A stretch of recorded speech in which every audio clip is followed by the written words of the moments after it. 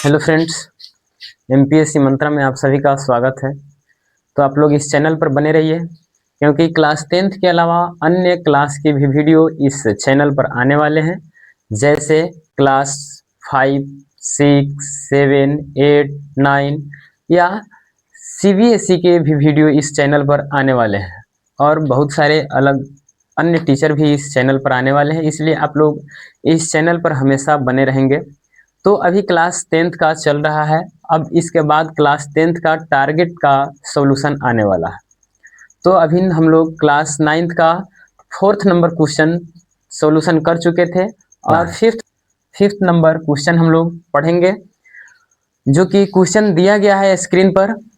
कह रहा है क्वेश्चन, भूमि से 60 मीटर की ऊंचाई पर एक पतंग उड़ रही है। पतंग में लगी डोरी को अस्थायी रूप से भूमि के एक बिंदु से बांधा गया है। भूमि के साथ डोरी का झुकाव 60 डिग्री है, यह मानकर कि डोरी में कोई ढीली नहीं है, यानी कि जो डोरी है वह ढीला है। तो डोरी की लंबाई ज्ञात कीजिए। चलो हम लोग समझ लेते हैं। पहले ये क्या है? पतंग है। पतंग आप लोग देखे होंगे। कह रहा है कि यह पतंग उड़ रहा है, और यह पतंग कितने, इसकी ऊंचाई क्या है? तो इसकी ऊंचाई दिया गया है बुक में 60 मीटर, यानी कि 60 मीटर की ऊंचाई पर यह पतंग उड़ रहा है। चलिए हम लोग यहाँ बना लेते हैं बीच में। यह पतंग है, पतंग जो कि बोर्ड पे दिखाई दे रहा होगा, और इसकी ऊंचाई दिया गया है यानी कि 60 मीटर। 60 मीटर की ऊंचाई पर यह पतंग उड़ रहा है। पतंग में लगी एक डोरी है। यह डोरी जो लगा रहता है यहाँ, पतंग जब उड़ रहा है तो यह तिरछा ही इसका डोरी बांधा गया होगा, यानी कि पतंग, इसका मतलब है कि इस साइड नहीं इस साइड उड़ रहा है, ऐसे। यानी कि 60 मीटर की ऊंचाई पर यह उड़ रहा है। इसको और भी आप लोग बना सकते हैं। पतंग, और यह डोरी जो है भूमि से बांध दिया गया है। जो पतंग की जो डोरी है यह पूरा सीधी, मानना है कि यह डोरी जो है पूरा सीधा तना हुआ है, इसमें कोई ढीला नहीं है, और यह भूमि के एक बिंदु से यानी कि बांध दिया गया है। जो भी होगा कहीं बांध दिया गया है। और कह रहा है भूमि के साथ जो डोरी का झुकाव है यह कितने डिग्री का है? तो 60 डिग्री का है। इसका झुकाव जो, यानी कि थीटा का मान दे दिया है 60 डिग्री। तो यह मानकर कि डोरी में कोई ढीली नहीं है, तो डोरी की लंबाई ज्ञात करें। यानी कि इसमें ये चीज पूछा हुआ है कि इसका मान क्या होगा। आपको इसका मान ज्ञात करना है कि यहाँ क्या होगा। इसको हम लोग मान लेंगे। और उसमें क्या दिया था, यानी कि यह भूमि का मान दे दिया था, और ही इसका मान निकालना था। लेकिन इसमें क्या दे दिया है? इसका मान दे दिया। आप लोग पढ़े होंगे, समकोण त्रिभुज में क्या होता है? यह कर्ण होता है, जिसको एच बोलते हैं, यह पी होता है, और यह बी होता है।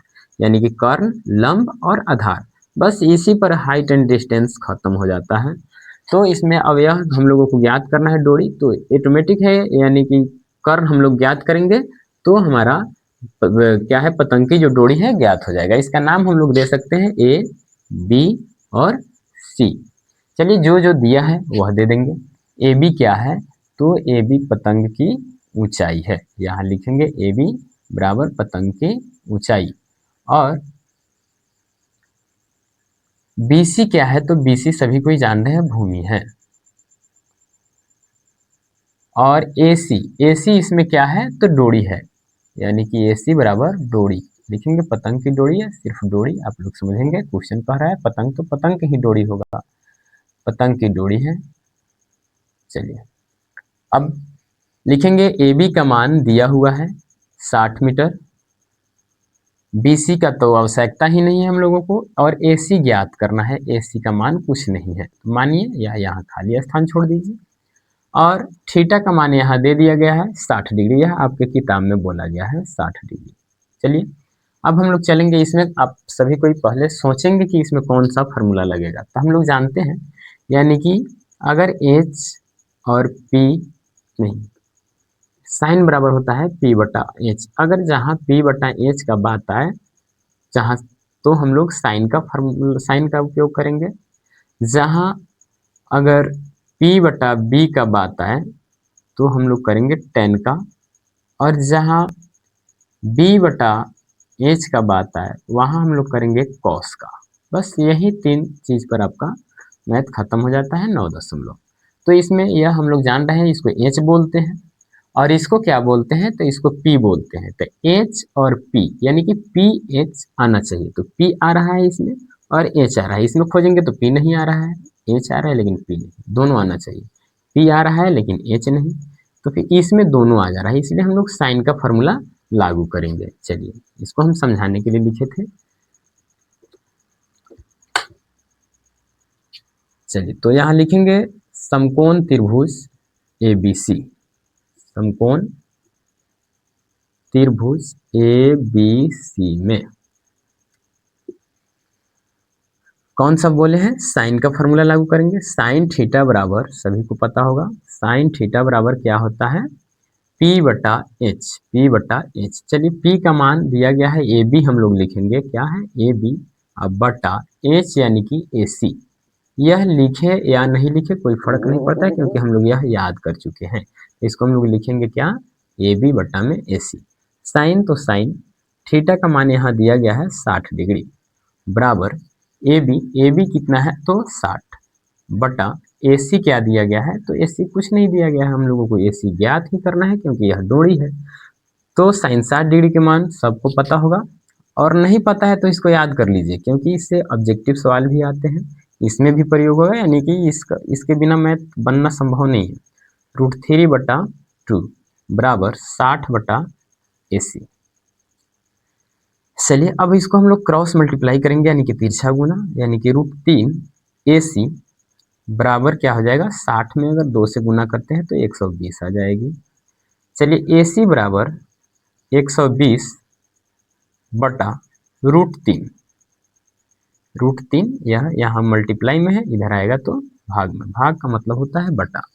चलिए इस √3 को यानी कि रूट को हम लोगों को खत्म करना है, तो रूट खत्म करने के लिए क्या करना होता है, परिमेयकरण करना होता है। यहाँ लिखेंगे हरों का परिमेयकरण करने पर, यानी कि हर नीचे वाला को बोलते हैं, अंश ऊपर वाला को बोलते हैं करने पर। चलिए तो हर कौन सा है, नीचे वाला, तो यहाँ लिखेंगे AC बराबर 120 बट्टा में √3 परिमेयकरण किए, यानी कि यही बात आपको बोला गया है कि नीचे और ऊपर दोनों तरफ लिखा जाता है हरों का परिमेयकरण, यानी कि यह 9th क्लास में पढ़ना होता है परिमेयकरण।